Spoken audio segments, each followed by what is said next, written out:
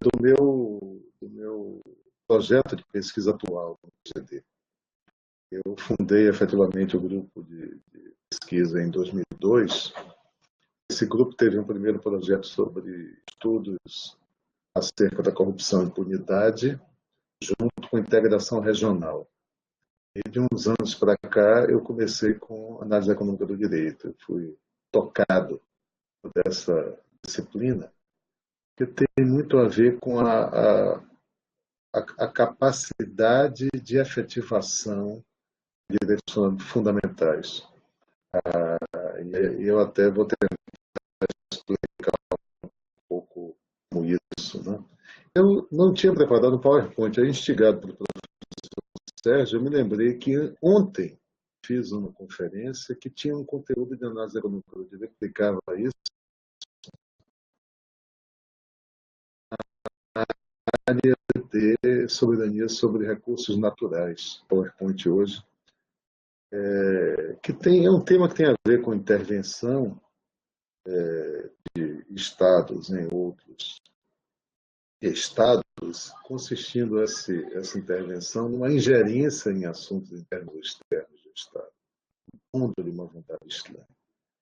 E essa intervenção é algo proscrito, é algo banido em direito internacional.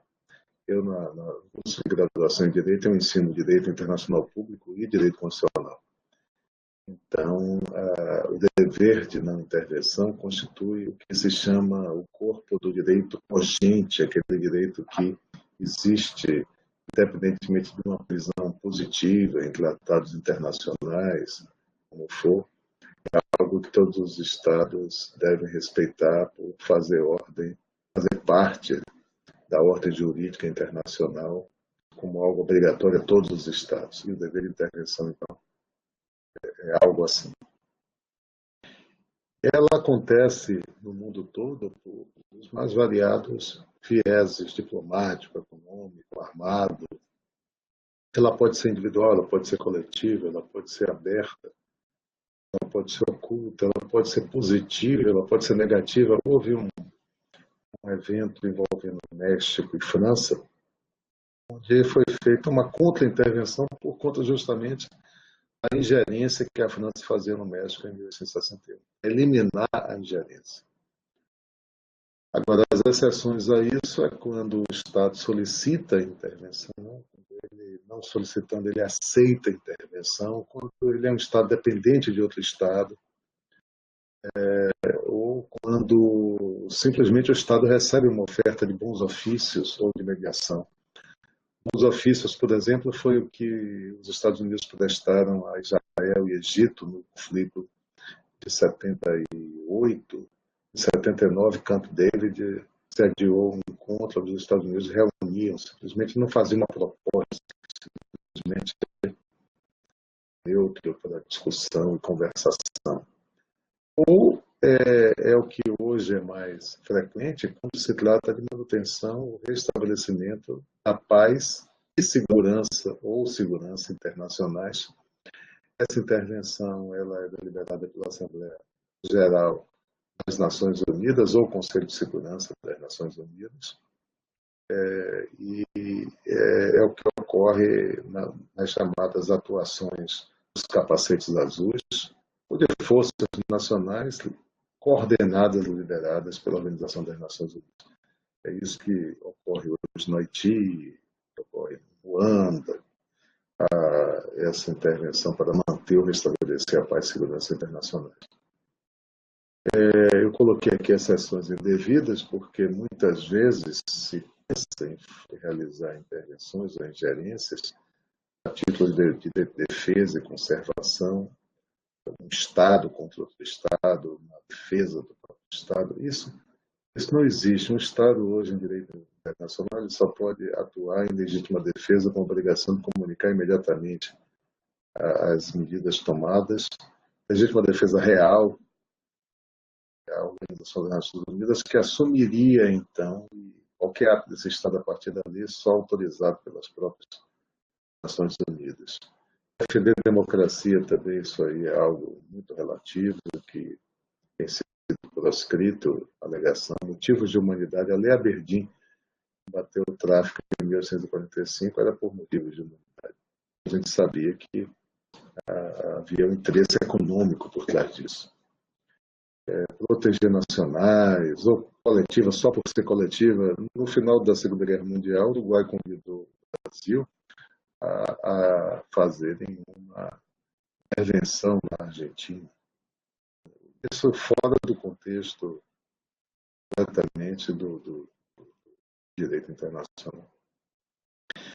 Eu coloquei aqui modo de solução pacífica e sempre que há um conflito internacional, meios diplomáticos, resolver isso entre as chancelarias dos estados envolvidos, ou envolvem terceiros estados, há meios políticos, onde as organizações internacionais atuam, há meios jurídicos, que são a arbitragem internacional, a atuação dos tribunais internacionais, e meios coercitivos, repressão, represália. Pode até envolver força armada, mas sem estado de guerra. E se não tiver um meio de solução pacífica, se parte para um meio de solução não pacífica, que é a guerra, que é a última ratio que se tenta evitar usando de todos esses meios de solução pacífica anteriores. E eu até vou trazer esse tema da soberania sobre os recursos naturais, porque beira a não intervenção, beira a questão de uso de meios pacíficos, diplomáticos e políticos, e eu acho que permite um exercício prático da análise econômica. É sobre ela que eu quero começar a falar. Eu ainda coloco aqui, primeiro movimento, realismo. Eu vou falar sobre isso. Já que eu comecei a falar sobre soberania de recursos naturais, eu vou gastar mais 5 minutos falando sobre isso.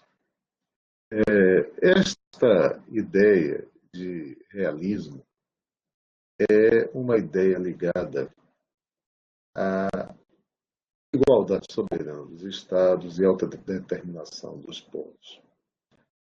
E com isso deriva o princípio de soberania permanente sobre os recursos naturais. Algumas resoluções da Assembleia Geral da ONU, 52 e 62, bem naquele momento, né, de descolonização, quando as nações africanas, asiáticas se tornavam independentes, havia uma afirmação da soberania sobre os próprios recursos naturais. Esse movimento é um movimento que corresponde a essa compreensão, né, a essa interpretação sobre a quem deve deter recursos naturais existentes no território de determinado Estado, o próprio Estado.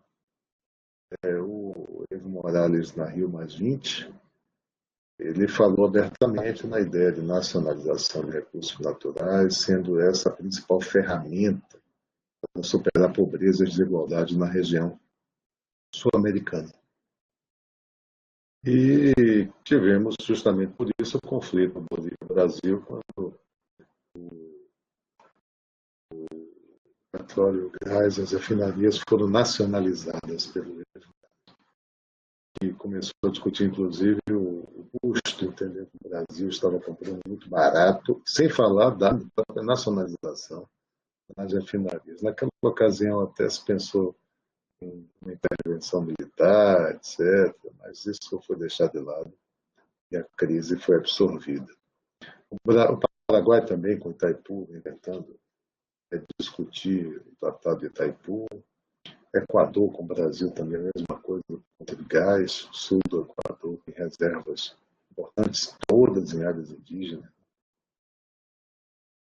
E até internamente aqui no Brasil a gente tem esse movimento forte, né, o chamado nacionalismo energético, como se falou em privatizar o campo livre, a leiloar. Há esse movimento. Esse movimento repercute em organismos não governamentais, no Congresso Nacional, a nossa Amazônia Azul pré-sal, né, com 12 bilhões de barris, com capacidade de geração de mais de $1,5 trilhão de dólares. Só nos esquecemos que o custo de extração supera o custo do produto extraído. E esse discurso é muito forte, né? Vamos nacionalizar os recursos naturais, a monetarização da riqueza, vamos entender que a economia verde, ambientalismo, seria, na verdade, uma forma disfarçada de neocolonialismo, para neocolonizar. Os países do Sul não podem se tornar guardas florestais pobres, né, do mundo.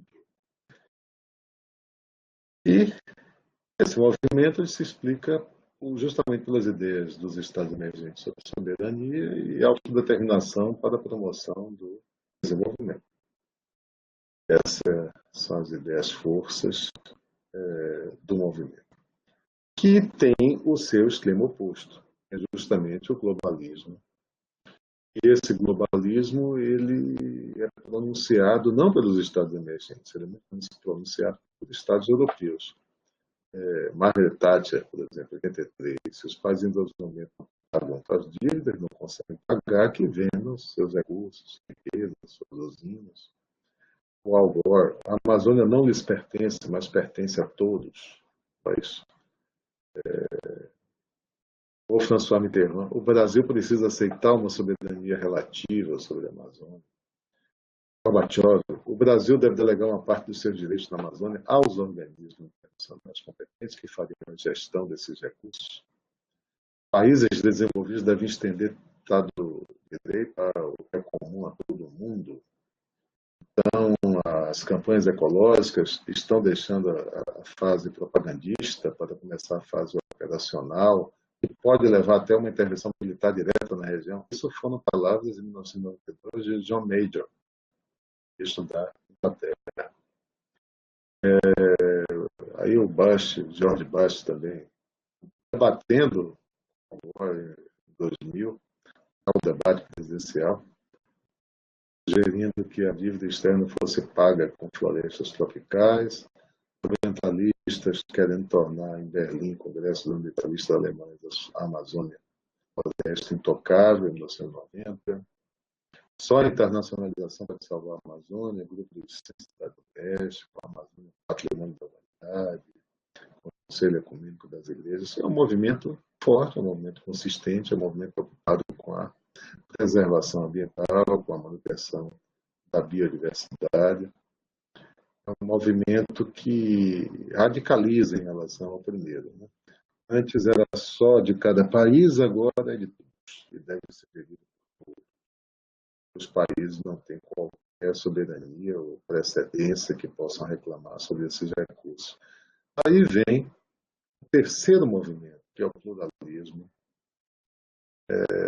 E esse pluralismo busca um certo meio termo entre esses dois extremos, realismo e globalismo. O realismo com uma ideia de isolacionismo, autossuficiência, o globalismo com a ideia de acesso comum, supressão da soberania, e vem o pluralismo, falando de um acesso a recursos de um modo cooperativo, com um tratamento diferenciado dos estados possuidores dos recursos, sem imposição multilateral, sem acesso livre de terceiros, mas com uma cooperação para que os resultados positivos possam ser obtidos.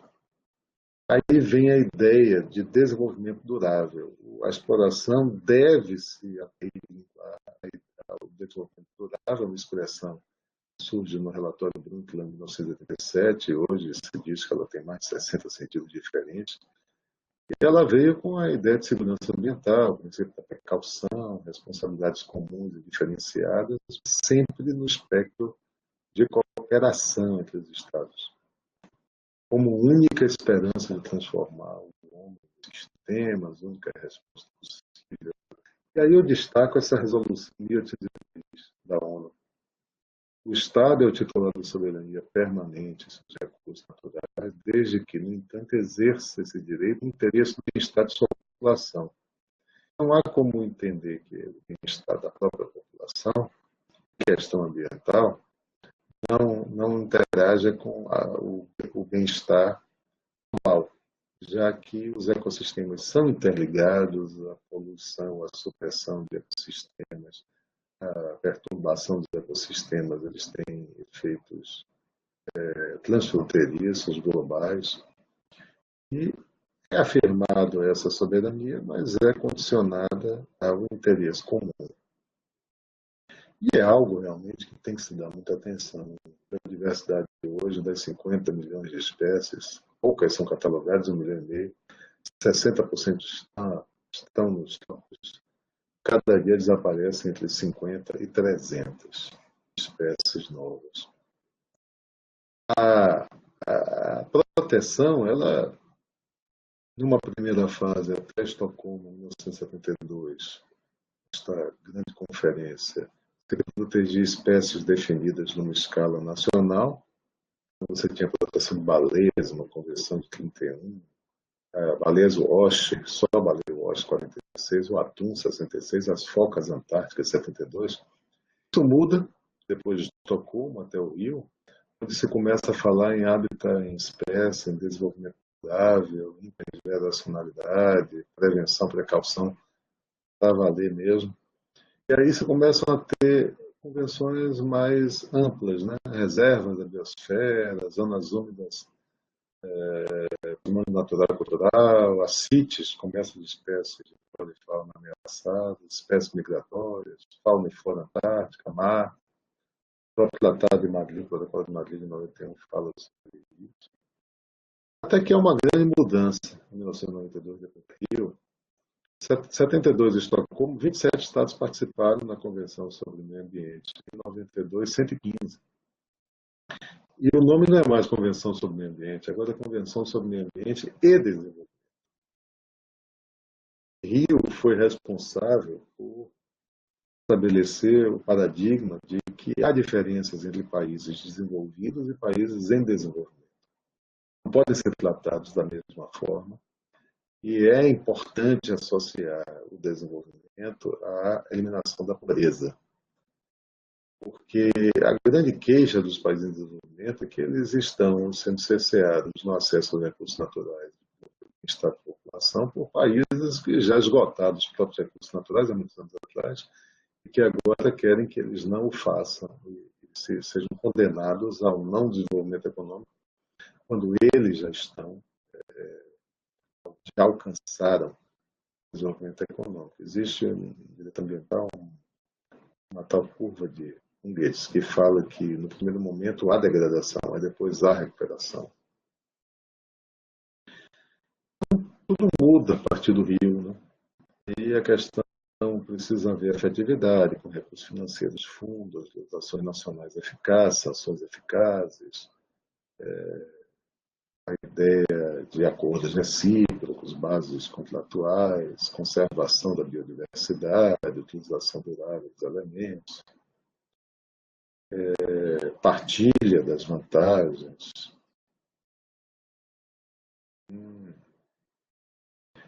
E Nagoya, sim, eu peguei, agora que eu percebi, o slide, vou mudar de slide agora para outro slide, não é esse aqui sobre fundos oceânicos, compartilhando a tela com todos.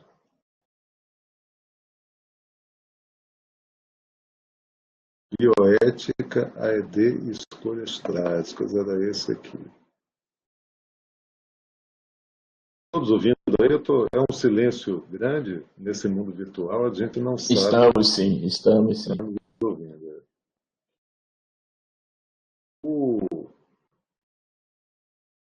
Na verdade, deveria ter feito uma mixagem entre os dois slides. E agora que eu vou entrar na análise econômica do direito associado, Sérgio, à questão ambiental, que está no slide de cá. Aí eu consigo concluir. Tem esse tempinho aqui que da nossa... Isso porque eu não ia usar o slide. Aí quis usar o slide e ainda não... Fica à vontade. Tá isto. Eu acho que eu tenho que parar o compartilhamento e começar um novo compartilhamento, eu acho. É isso que Exato. acontece aqui. Exato, é assim. Eu tenho que parar o compartilhamento e começar um novo compartilhamento. Começar o Eu novo. vou fazer isso agora. Compartilhamento. Voltei para a conferência.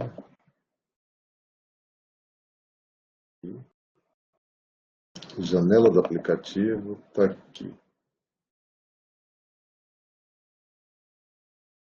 Mais o da apresentação. No tempo, eu não me lembro, em 1985, um computador para colocar um C cedilha. Eu me lembro que eu perdi uma tarde fazendo essa.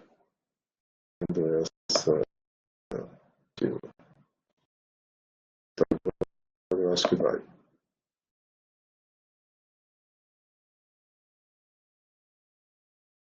Foi?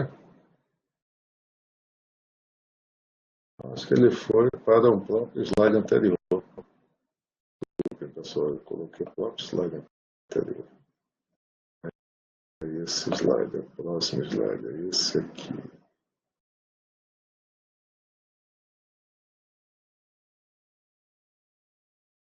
Pronto.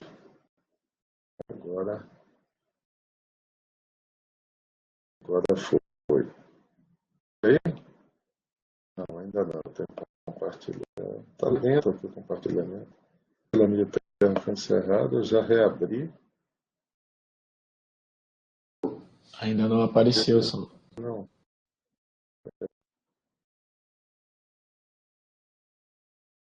Agora foi, né? Foi. Pronto. Agora está indo. Agora foi. Decisões clássicas e bioética. Essa, essa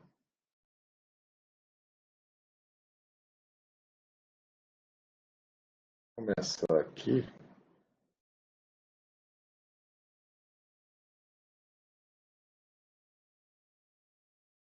Não foi essa daqui ainda não.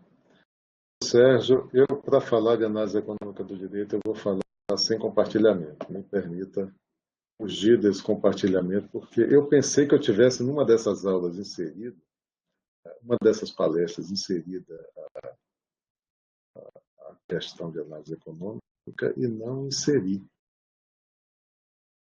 Fica à vontade. uma delas.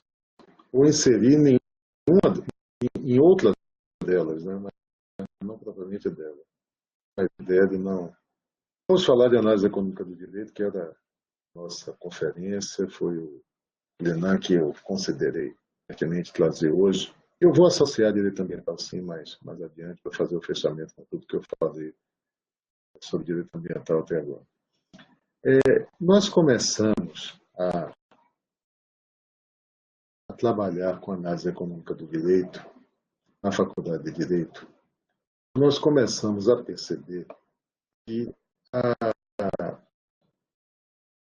havia um formalismo exagerado jurídico relacionado à interpretação de normas, efetivação de direitos fundamentais, e se descolava um pouco o intérprete da realidade. O intérprete ele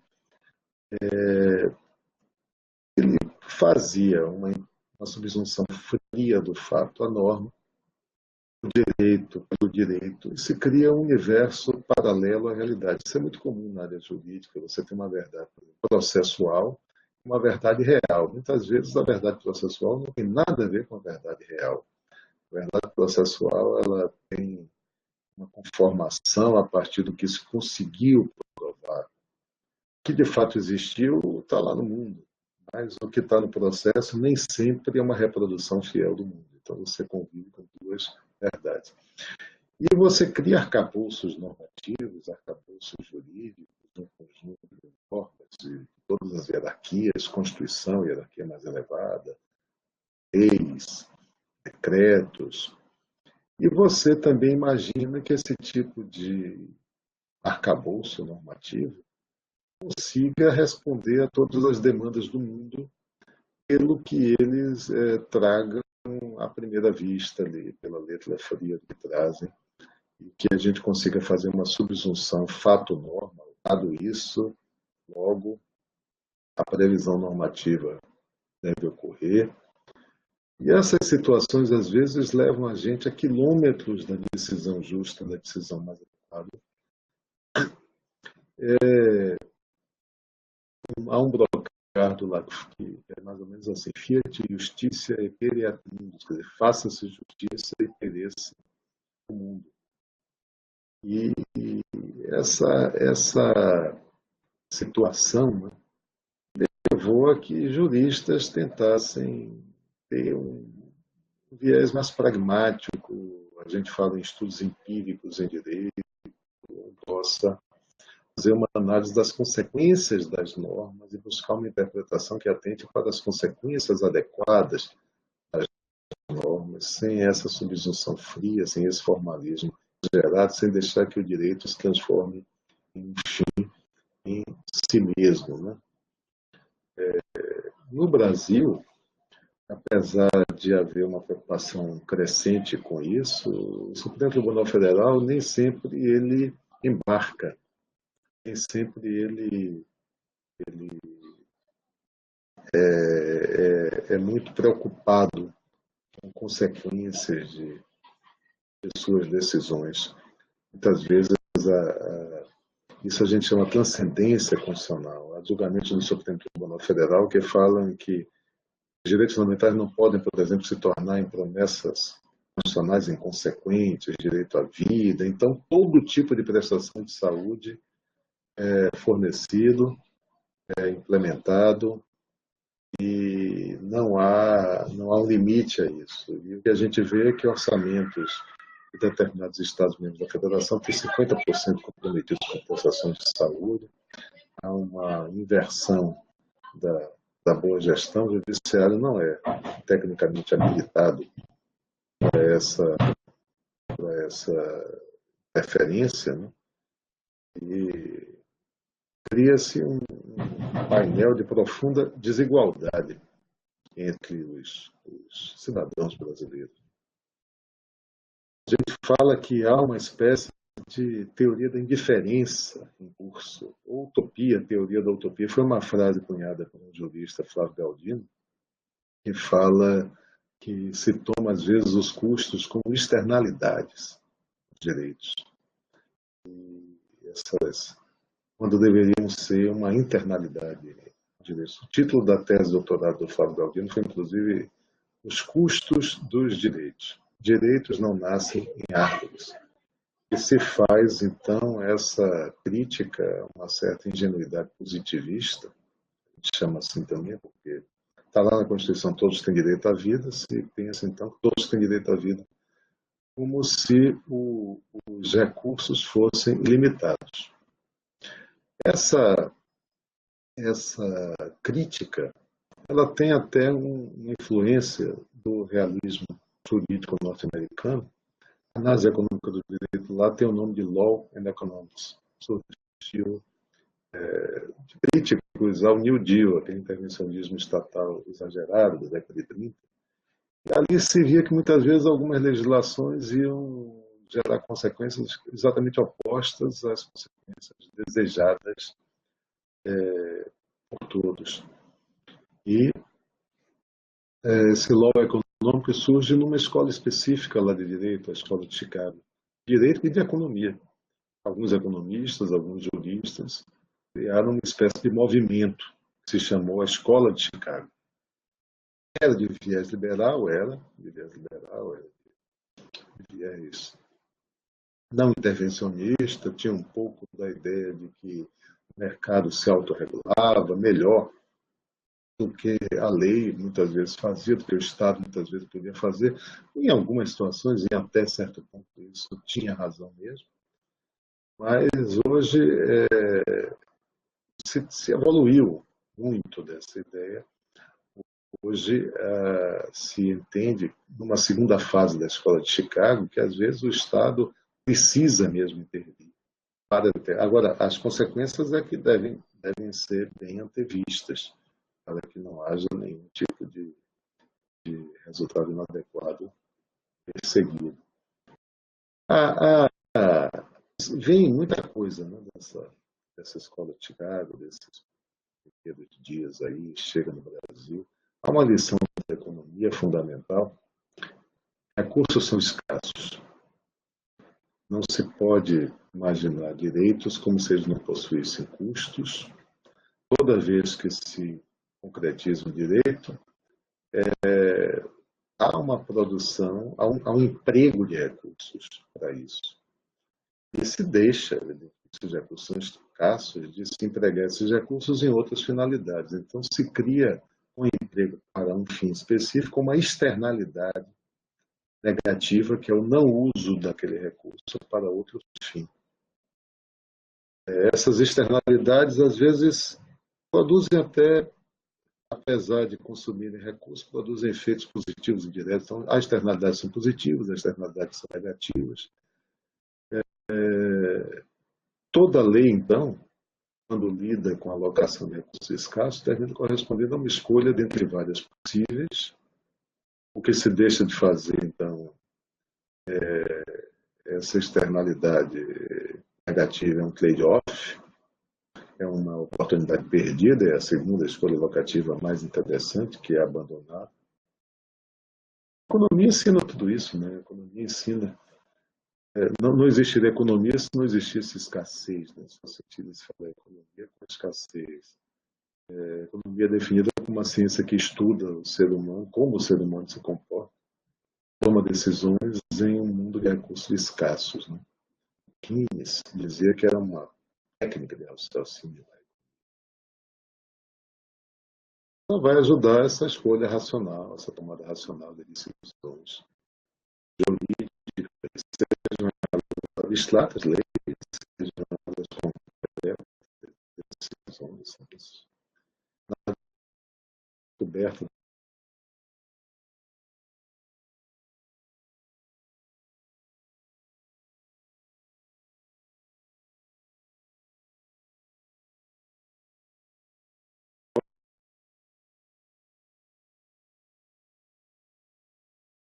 Voltei?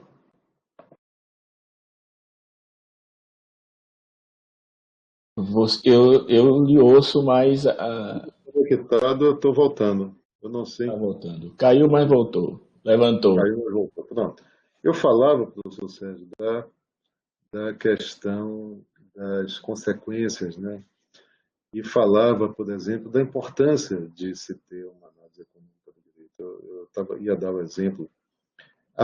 Por exemplo, há um crime de saidinha bancária, sequestro relâmpago. Aí o legislador, o político, não, vamos desincentivar esse crime, vamos aumentar a pena, vamos colocar a pena desse crime 20 anos, máximo, de 8 a 20. Resultado, na prática, isso termina estimulando o aumento do latrocínio, do roubo seguido de morte. Porque se a pena é a mesma, o criminoso faz uma análise racional e ele vai optar pelo crime que lhe garanta maior impunidade, já que as penas são as mesmas. Uma premissa também da análise econômica do direito é essa, de que o, o agente econômico, ou seja, qualquer um de nós, eles fazem sempre uma escolha racional, é uma premissa individualista racional, que cada um vai sempre procurar obter o melhor para si. E leis, na verdade, não passam de incentivos, né, para que se faça ou não se faça alguma coisa, e às vezes o incentivo não é dado na direção correta, você termina desincentivando indevidamente outras coisas, né? Esse é o chamado individualismo metodológico, né? O comportamento dos indivíduos é esse, de buscar maximizar as suas utilidades ou preferências, ter a maior satisfação possível em função de sua escolha e isso convive com a possibilidade do Estado também legislando oferecer incentivos para que o agente se comporte de um ou de outro modo, né? O que evoluiu, eu falava da nova escola em relação à velha escola, o que evoluiu é que a nova escola atentou para a importância do papel do Estado dirigindo condutas, estimulando condutas, coibindo condutas, né? Então existe a coerção, existe a indução. Muitas vezes a velha escola de Chicago era assegurada, ou era relacionada a um aumento de bens materiais apenas, quando na verdade a atual escola de Chicago percebe que muitas vezes o indivíduo não busca bens materiais exatamente, mas busca bens imateriais. Até um exemplo que é dado da doação de sangue. Se você quer incentivar a doação de sangue, não remunere. Porque você remunerando, vão pensar que você está indo lá somente por dinheiro e não para fazer um altruísmo. Então você não tem uma sinalização adequada obtida com a sua conduta. Então as doações caem. Há bens imateriais que são muitas vezes perseguidos, né? Hoje se fala inclusive em economia comportamental ou de behavior economics para traduzir essas situações todas. A nova escola de Chicago surge com esse viés, né? Com esse viés. E voltando, então, fazendo o fechamento que a gente queria fazer com relação a direito ambiental, né?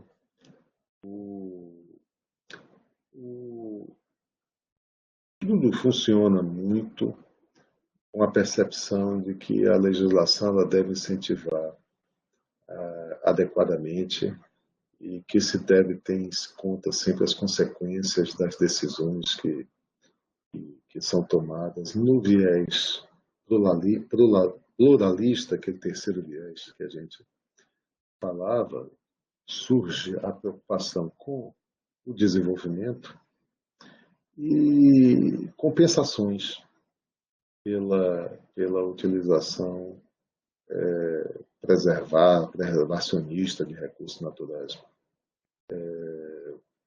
Por exemplo, o protocolo de Kyoto, que fala em créditos carbonos, é isso. É uma ideia de que quando não se alcance o nível de emissão, quando se precisa ultrapassar o nível de emissão, uma obrigação de adquirir créditos carbono que correspondem a áreas de floresta que vão ser mantidas e haverá uma compensação aos estados que as mantenham. Então não é simplesmente preservar, é você preservar e garantir o desenvolvimento. É uma espécie de equilíbrio, né, que se chega nas relações com entre as partes, né, entre os operadores econômicos. E eu falei, professor Sérgio, eu vejo aqui que já falei uns 40 minutos, estou chegando mais ou menos no tempo que nós tínhamos estimado para ficar com uma meia hora para debate. Eu falei sobre vários temas, né? Falei sobre direito ambiental, análise econômica, direitos fundamentais, interpretação jurídica. E como a gente imagina sempre que coloca vários temas assim para despertar debate, despertar ideias, a gente pode tentar fazer agora, a partir de agora, um debate de perguntas e a gente tentar aproveitar. Alguns alunos não são da área de direito, alguns são, o que a gente poderia, em face de todo esse universo de temas, o que seria mais interessante para que a gente pudesse tentar aprofundar um pouco mais, esclarecer, fico à sua disposição. Obrigado, professor Saulo, pela oportunidade. Eu fiquei muito inquieto quando você citou aquele exemplo que o cidadão escolhe o tipo de ação que ele vai ter em função da quantidade, da pena que ele poderá ter. Isso É o tem uma criminoso, eu falava do criminoso, criminoso, sim, né? sim, sim. O criminoso ele faz Isso, um cálculo racional, né? Se você tiver um sistema legal que não traga uma sanção adequada, a sanção seja excessiva ou seja diminuta, você vai causar uma espécie de. Isso é estudado na ED criminal. Você cria uma estrutura de incentivos a que se pratique algo em detrimento de outra coisa. Por exemplo, se você tiver uma penação muito baixa para o tráfico de drogas e muito alta para assalto a bancos, comparativamente, né? Você vai sim. incentivar uma coisa e não outra. A gente sabe que tudo é um cálculo racional que o agente criminoso faz, né? Isso tem uma base estatística, Saulo? Desculpe Tem, aí o. tem. Isso é estudado. Isso é estudado por muitas pessoas. Eu li agora recentemente um artigo, inclusive, que falava de rouba-cargas e fazia uma análise da alteração legislativa que houve a respeito e como as organizações criminosas se comportaram em relação a isso. Isso é sempre muito estudado.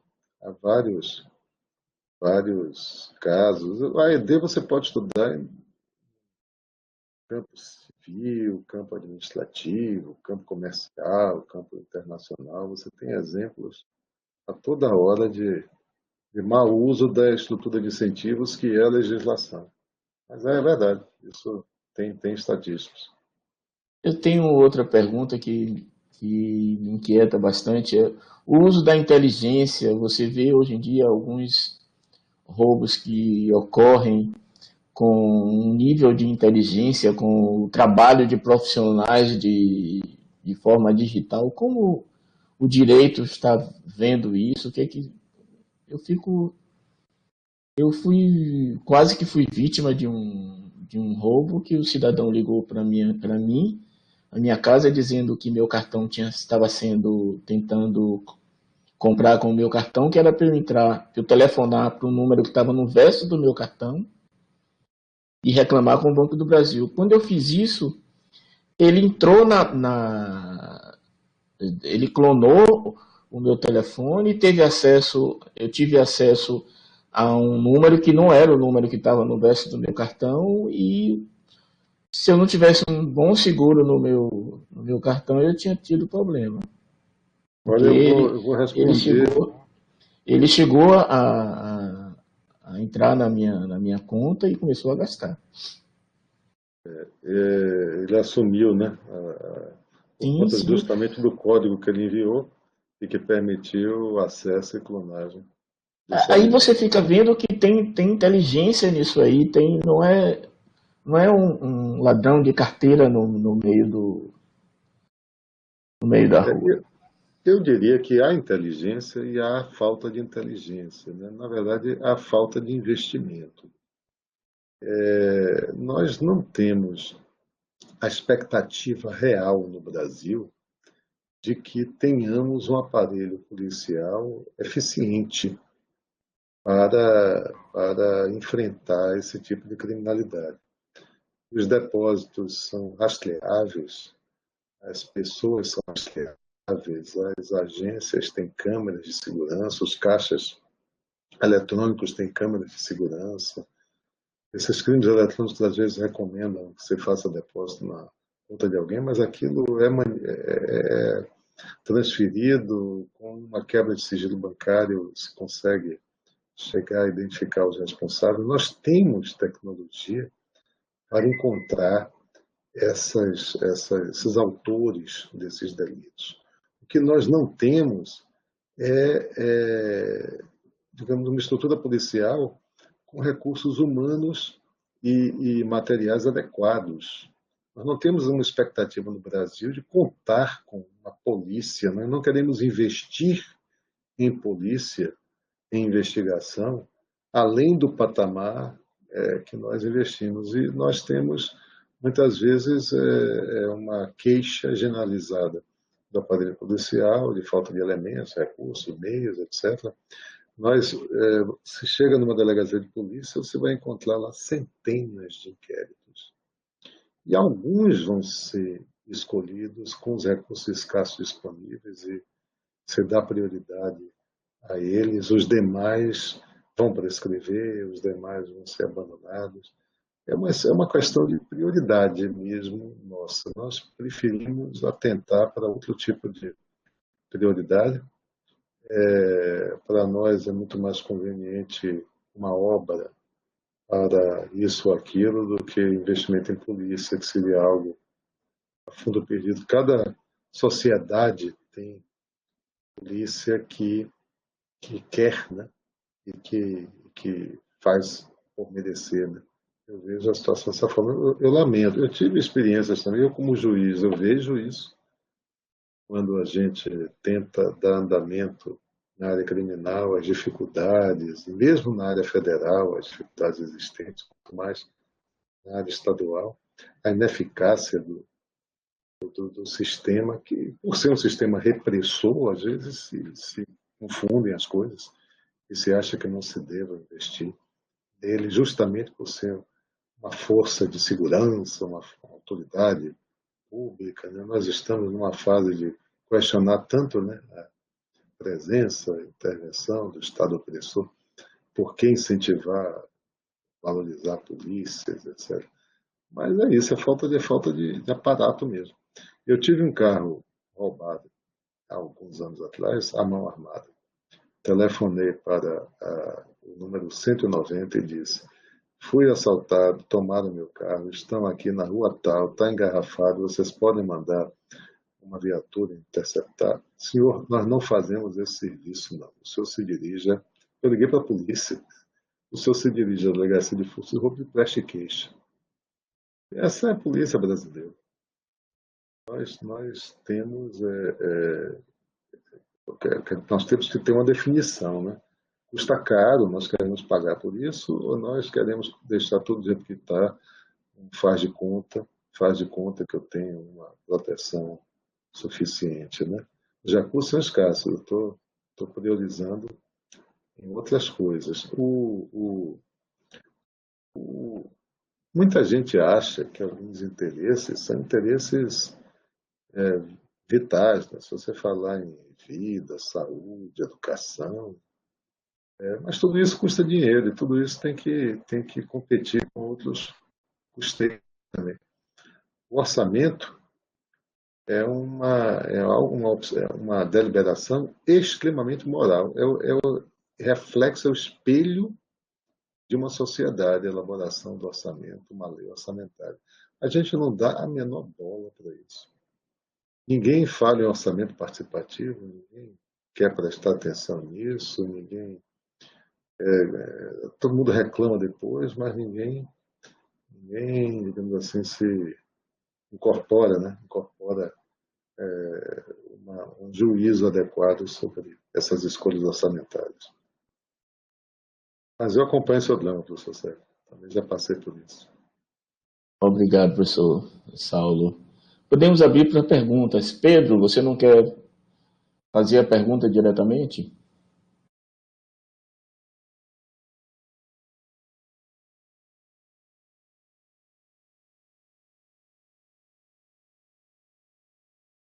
Pedro. Pedro está digitando alguma coisa aí.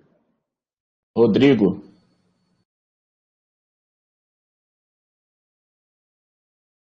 Estamos hoje aí. Pedro continua digitando. Uhum. Hoje é o dia da eleição norte-americana. O que vai acontecer conosco? Eu acho que não acontece muita coisa, não. Acho que tanto democratas quanto republicanos, a política externa é muito parecida para países como o Brasil, não muda muita coisa, não. Nunca fomos melhor tratados por democratas que republicanos. Uhum. Rodrigo, pode falar. Professor, boa noite. Boa tarde, Na verdade, Rodrigo. boa tarde. Na verdade, não tinha pergunta exatamente não, mas eu lembrei, né, no início, ele falou, né, da questão da Amazônia. Aí eu lembrei das minhas aulas de geografia no ensino fundamental, que a professora falava que a Amazônia não era falada como território do Brasil e dos outros países, era considerada área de domínio internacional. Aí a pergunta é, qual o interesse dos Estados Unidos, melhor, todo mundo sabe qual o interesse, mas assim, qual é o interesse também dos outros países? Será que realmente tem ou tinha um interesse dos outros países nessa questão da Amazônia ser considerada área de domínio internacional? Olha, eu a Amazônia brasileira não é uma área de domínio internacional. O Brasil tem soberania sobre recursos naturais, observada a necessidade de que ele o faça, exerça essa soberania no interesse real da população. Ele não pode simplesmente dizimar o ecossistema. Isso aí ele não teria essa prerrogativa, né? Pura e simplesmente. Mas também não há acesso livre de ninguém à Amazônia. Os outros países têm um grande interesse pela biodiversidade, né? Pelos fármacos escondidos na floresta amazônica, pelas potencialidades, né, desses fármacos, espécies vegetais, principalmente, né? Há recursos minerais na Amazônia também, minerais raros na Amazônia. Já houve interesse estratégico muito grande antes da Segunda Guerra Mundial, em função da borracha da Amazônia, mas isso desapareceu. Mas a situação jurídica é essa, não é exatamente uma área internacional, não. Apesar de que alguns daqueles globalistas lá dos quais falamos, eles assim o pretendam. Mas o pluralismo veio dar limites a essa pretensão, né? Pretensão de um e pretensão da soberania exclusiva e arbitrária, né? Chegou a pergunta do Pedro Albergaria, que fez aí um texto para o sucesso. Ele está sem áudio, por isso que ele justificou aí fazer essa pergunta. Recentemente se começou a discutir a criação de uma nova Constituição. O argumento central é de que a nossa Constituição atual garante muitos direitos e poucos deveres aos cidadãos. Isso seria um problema. Existe alguma discussão dentro do campo da análise sobre essa questão, sobre a questão de uma nova Constituição do país, né?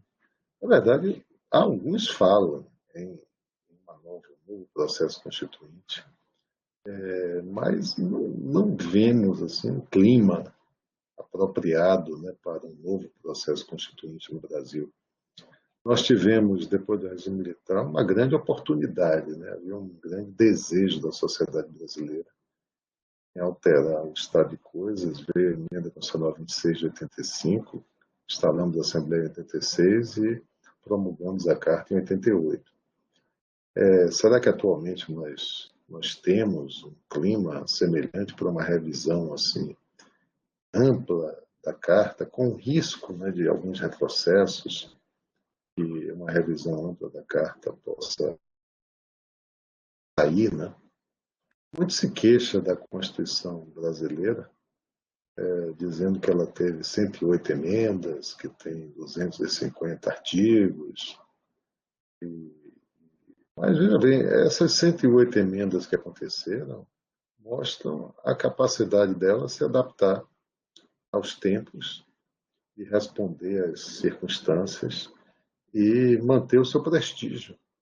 Porque se não fosse preciso alterar uma Constituição para fazer valer algo, ela não teria prestígio algum.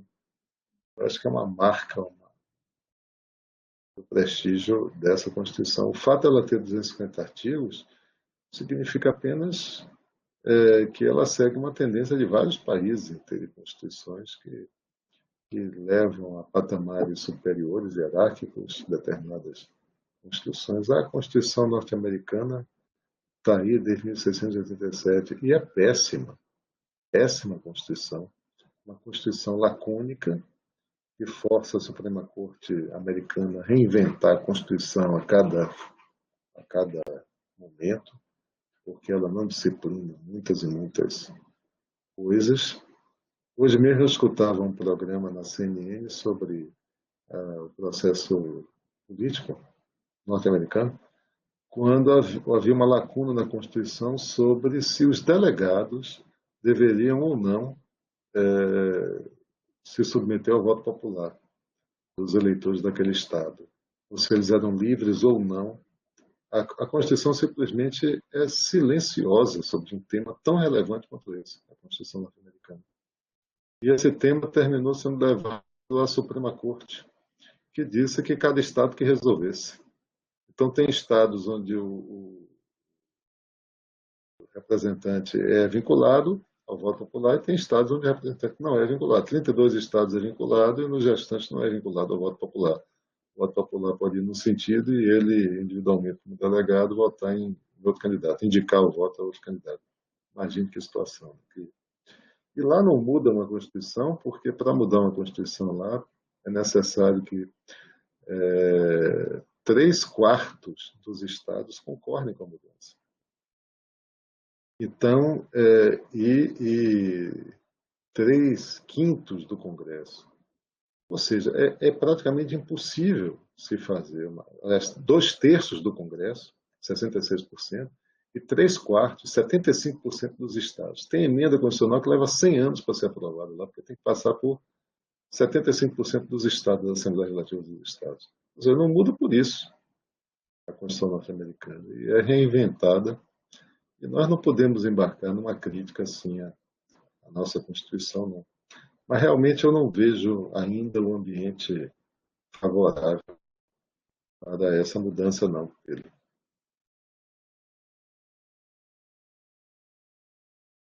No chat, eu acho que era a única pergunta que chegou. Pedro concordando aqui plenamente. Pedro está sem voz.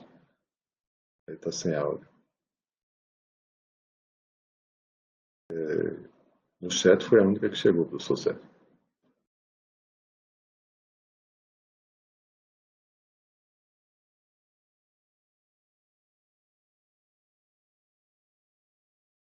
Mas está sem áudio também, professor Sérgio. Seu áudio está mudo. Temos ainda tempo para, eu diria que 13 minutos para perguntas ao professor Saulo.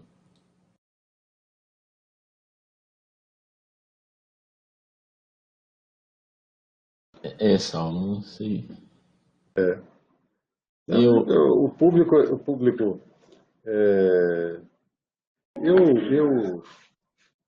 alguém falou alguma coisa? Rodrigo. Professor, então, uma coisa que eu já venho observando, né, em relação às leis americanas e às leis brasileiras. E a lei brasileira, assim, muitas coisas, as leis são federais. Nos Estados Unidos, não. As leis são, em muitos aspectos, estaduais. Por exemplo, Código Penal. Nos Estados Unidos, o Código Penal é estadual e no Brasil é federal. E eu vejo também a questão das eleições, né? Tem essa questão dos delegados. E aqui no Brasil, o voto é direto do povo. Assim, o que E nos o senhor acha Estados de... Unidos o voto. Porque, assim, nos casos dos Estados Unidos, tem a questão dos delegados. Por exemplo, cada estado tem uma quantidade. O voto lá é aqui no Brasil, indireto. Eu particularmente sou contra. Eu acho que o voto tem que ser direto. E com relação à lei, por exemplo, o Código Penal, que é estadual e aqui é federal, o senhor acha que teria que ser estadual também ou acho que federal é melhor? Olha, Aí só começando pela primeira colocação que você fez sobre a eleição norte-americana, ela é indireta, diferente da nossa que é direta, e eles ainda se consideram o exemplo de democracia do mundo. E eles têm um problema grande lá também, que é o seguinte: eles não previram segundo turno. Todo país que não prevê a existência de segundo turno leva ao bipartidarismo na prática, porque como você tem tudo ou nada logo na primeira votação, você tem que reduzir os espectros e concentrar forças.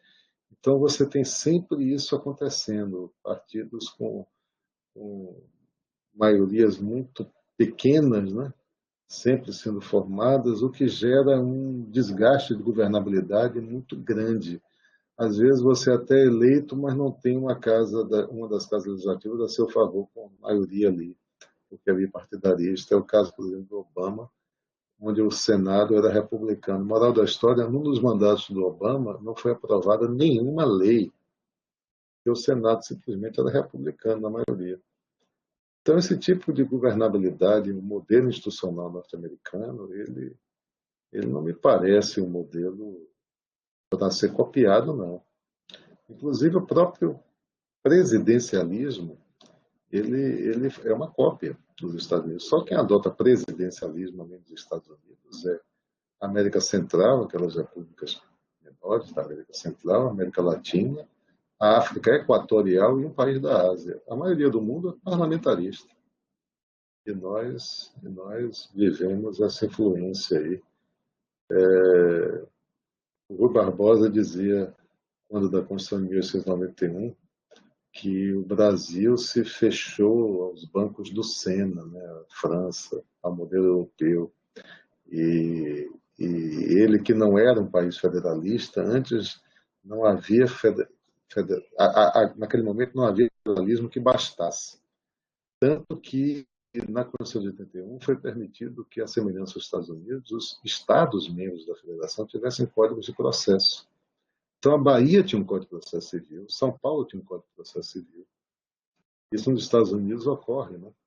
E lá tem uma disciplina na faculdade que se chama Conflict of Law, justamente para resolver os conflitos de jurisdição entre estados, que são muito numerosos.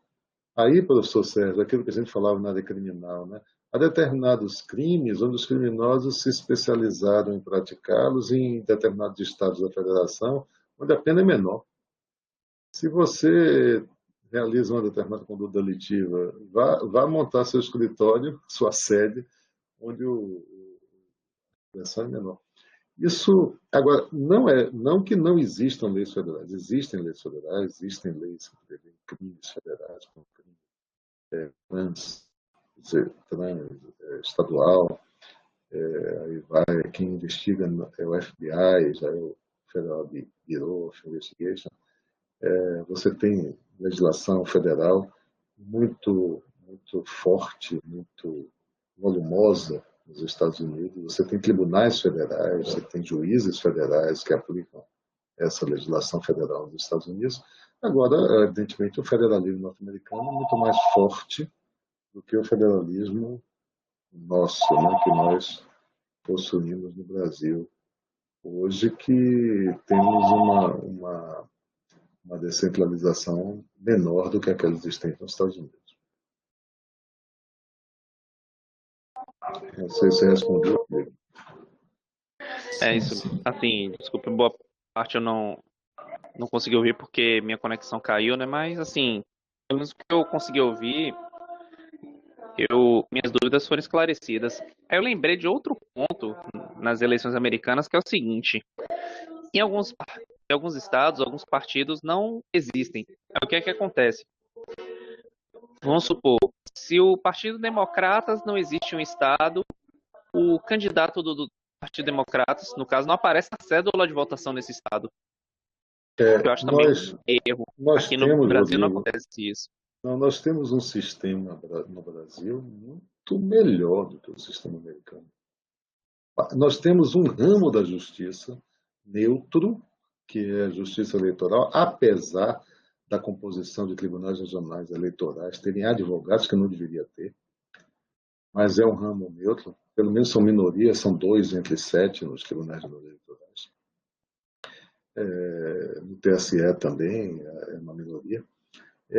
Nos Estados Unidos não tem uma justiça eleitoral. Quem organiza a brincadeira eleitoral lá são os próprios partidos.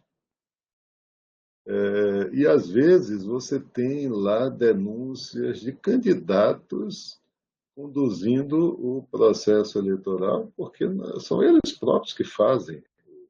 As legislações variam de estado para estado e é algo completamente assim diferente do que nós estamos acostumados aqui, com conflitos inúmeros e discussões sobre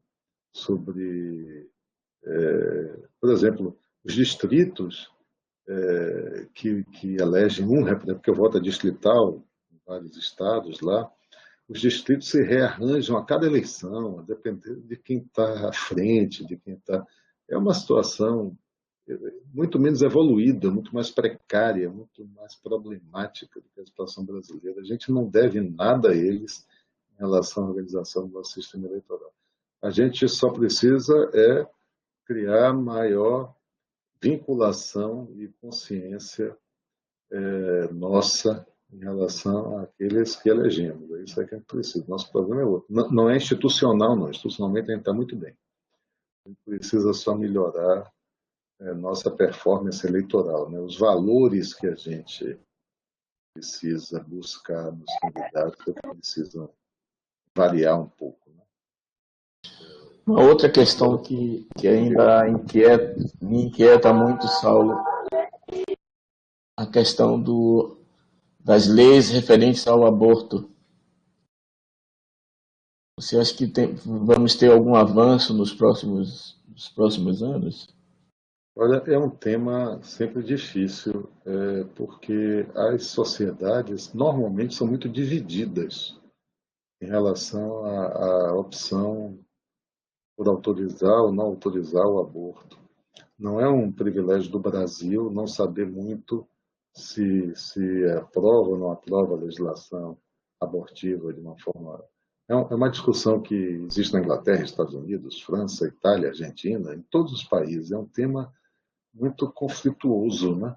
E as Supremas Cortes, elas ficam também muito divididas quando vão deliberar a respeito da constitucionalidade e inconstitucionalidade de leis de aborto. É uma cumbuca que ninguém quer meter muito a mão, porque a sociedade é dividida. E a legitimação de uma corte constitucional é uma legitimação do tipo argumentativa. Você precisa criar na população a convicção de que se agiu ali com a melhor reflexão possível sobre aquele tema, depois de esgotar diversas instâncias, ouvir todos os argumentos possíveis e produzir aquela decisão que seria tecnicamente a mais adequada e justa, né? Mas um tema onde a sociedade é tão dividida é um tema difícil de lidar, é um tema difícil de avançar. Tanto que nós não avançamos, né? Nós ficamos sempre com essa legislação que nós temos, que admite o aborto para salvar a vida da mulher, o aborto decorrente de estupro, e não avançamos muito nessa temática, né? A reação de grupos contrários sempre muito forte. E não é um privilégio nosso. No mundo todo, a coisa é difícil. As maiorias são muito pequenas, né? E no momento o Brasil está com um retrocesso, né, em relação a isso, na minha visão. Professores, boa noite. Posso fazer um último comentário? Vamos lá, Rodrigo, você está com a palavra. Obrigado. Bom, o professor Sérgio falou do tema do aborto, né? Não era exatamente o que eu ia comentar também, mas assim, minha opinião sobre aborto é o seguinte, eu já até comentei com alunos meus que eu também já dei aula no ensino médio, né? Que a questão do aborto, a legalização, bate naquela questão que o direito não é obrigação. Por exemplo, se o aborto for permitido, a mulher que não quer abortar, ela terá o direito de não abortar. O que eu penso. Só que quando proíbe, ela afeta todos. Entende? Porque a legalização não impede a mulher que não quer abortar, não obriga. Mas a proibição impede a que quer. Assim, o que eu penso. Aí, voltando a outra pauta, né? Pauta anterior, da questão das leis. O comentário que eu faço é o seguinte, sobre as leis brasileiras. E o grande problema não é o fato que a lei brasileira é ruim, que é frouxa. Eu penso que o grande problema das leis brasileiras é a questão do cumprimento. Se olhar o texto da lei, eu particularmente acho as leis brasileiras muito boas. Mas falta o quê? Cumprir. Eu queria saber do senhor. Sim, eu concordo com você. Nosso sistema legislativo é muito bom. É exemplo. Vários países copiam a legislação brasileira.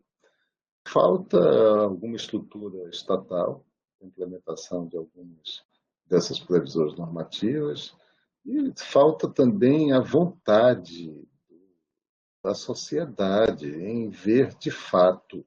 A sociedade, às vezes, parece que se contenta na previsão legal, no colocar, no criar para inglês ver. Não corre atrás, não acha aquilo relevante, não protesta pela não efetividade. Né? Nós vemos outras sociedades onde a sociedade se organiza contra determinadas deficiências. Aqui a gente tolera muita coisa, a gente é conivente com muita coisa no Brasil, mas é uma questão de valores, prioridades, né? E ótica. Uma explicação que já se deu para tudo isso é de que o Brasil é muito pouco altruísta. Brasileiro é muito pouco colaborativo, ele é muito egoísta, no fundo, e preocupado apenas com suas vantagens pessoais, ele não dedica atenção ao que possa ser comum. Né? Há um neuroeconomista norte-americano, Paul Zak, ele escreveu um livro chamado Moral Molecule, a molécula moral. Vocês que são químicos aí, a ocitocina, que é aquele hormônio produzido no organismo feminino, por exemplo, que depois do parto cria empatia com o feto, né? E ele resolveu avaliar o sucesso econômico de países com o nível de ocitocina no sangue. Parece que ele coletou em 15 países. Os mais baixos níveis de ocitocina estavam na África Equatorial, no Brasil. Os mais altos níveis de ocitocina, Suíça, Suécia, onde havia mais empatia, mais altruísmo social, né? Na América Latina, onde é que tem maior ocitocina? Chile. O Brasil está lá embaixo, junto com o Paraguai, etc. Ele faz essa associação, não sei até que ponto essa associação pode ser válida, mas que suecos são diferentes de brasileiros, a gente sabe, né? Eu sempre lembro uma piada piada não, uma história, né? De um brasileiro que vai visitar a fábrica da Siemens em Estocolmo. E lá chegando, um dia de neve, né? O sueco que o recepciona lá na empresa, ele era da Siemens brasileira, tinha ido visitar a Siemens sueca, apesar de ser uma empresa alemã. Ele ingressa lá na fábrica cedo, né? Aí o camarada entra naquele estacionamento enorme, vazio, e nevando, né? Uma vaga de frente da porta da fábrica. Ele chegou assim, não vai botar ali não? O sueco passou direto. Foi lá na última vaga, estacionou e veio andando na neve, pisando na neve funda até a porta da fábrica. Ele não se controlou. Quando entrou na fábrica, pergunta para o sueco, por que você não parou ali naquela primeira vaga? Aí o sueco responde, olha, nós chegamos primeiro, a gente tem tempo de estacionar mais longe, porque aí quem chegar depois vai poder botar nas vagas mais perto e não vai se atrasar para o trabalho. E vamos ter mais produtividade. Pronto. Essa é a diferença entre o sueco e o brasileiro. O brasileiro pensa na sua vantagem individual de cada ali. O sueco pensa altruisticamente, né? Pensa coletivamente. E a sociedade reflete os valores e os pensamentos de seus cidadãos. Né? É isso, professor. Só chegamos às 18 horas. Né? Sim. Só vou contar um caso até para os estudantes também. Eu tenho um colaborador que é um professor espanhol de Palma de Mallorca e eu fui ao supermercado com ele. E aí, quando terminamos de fazer as compras, ele pegou o carro que usou. Nós colocamos as compras no meu carro e ele aí pegou o carrinho de compras e foi devolver, atravessou aquela pista enorme do Extra e foi colocar no local onde os carros ficavam. E eu percebi que só quem fazia aquilo era ele. A partir desse dia que eu observei o que ele estava fazendo, hoje, quando eu vou no supermercado, eu faço a mesma coisa. E aí passei a observar que é um costume, no caso dos espanhóis, você achou um carro a 200 metros, você vai e coloca no local que Senão você você chega encontrou. no supermercado, não tem carrinho para você. Ou fica mais caro o supermercado, porque tem que ter mais carrinhos, o supermercado vai ter que gastar mais dinheiro e vai cobrar de você por isso. É a Exatamente. ineficiência, né? A gente não tem esse senso de solidariedade. Não temos. E eu passei a fazê-lo de lá para cá. Agora eu sou um cidadão que eu me sinto diferenciado em relação a isso. E vocês podem observar, vocês estudantes, que não é a prática do brasileiro fazer isso. Ele deixa, às vezes, deixa até no meio do estacionamento. Professor É, Saulo, muito obrigado pela sua disponibilidade. Essa é a nossa UFBA que nós temos, que nós queremos, e somos UFBA, e muito obrigado. Eu estou extremamente satisfeito com essa disciplina, Ciência e Sociedade. Nós temos tido a oportunidade de falar de ciência, de falar de sociedade, de uma forma muito ampla, bastante diferenciada. E se depender de mim, essa disciplina vai fazer parte do cronograma dos cursos de graduação, dessa forma como nós estamos fazendo, assim, congregando estudantes. E com fé em Deus, no futuro, se eu estiver coordenando, lhe convidarei de novo para uma outra palestra. Muito obrigado. pronto, eu prometo que venho com o PowerPoint pronto, viu? Tá certo, Salva. Tá bom, Sou boa mas é Obrigado. noite. isso aí. Eu fiquei muito contente também de colaborar com a disciplina, tentei trazer mais temas para discutir. Fico grato pela oportunidade do sucesso. Obrigado, professor Saulo. Sou Saulo, se você... Pois não, Rodrigo? só agradecer mesmo pela palestra do professor Saulo, viu? Obrigado mesmo pela participação, pela resposta também, viu? Tá bom, Grande Luiz? Essa abraço. disciplina realmente estou gostando muito. Obrigado. Olá, você está terminando o doutorado em Química. Não vá querer virar doutor agora como é que chama? Em Direito. Pronto. É, Tá bom. Grande abraço, tá bom. Rodrigo. Grande Obrigado, abraço, professor. Saulo. Até logo. Um abraço a todos, Grande então. abraço. Tá Bom bom, um curso, boa abração. continuidade da disciplina. Um abraço. Ou Obrigado. melhor, Tchau, tchau. professores, um grande abraço.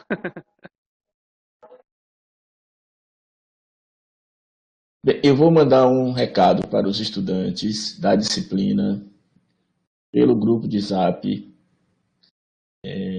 uma tarefa para vocês entregarem até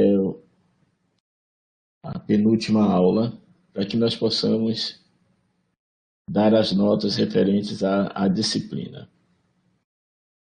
Então, eu vou combinar com o professor João e vamos fazer isso nos próximos dias. Semana que vem nós teremos a aula de professora Nancy, que vai falar sobre literatura baiana. Então, vamos entrar na área de artes. Grande abraço e boa noite a todos. A plateia hoje ficou muito silenciosa.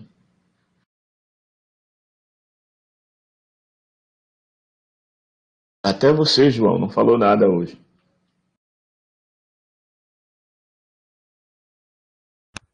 Hoje eu tô só como ouvinte.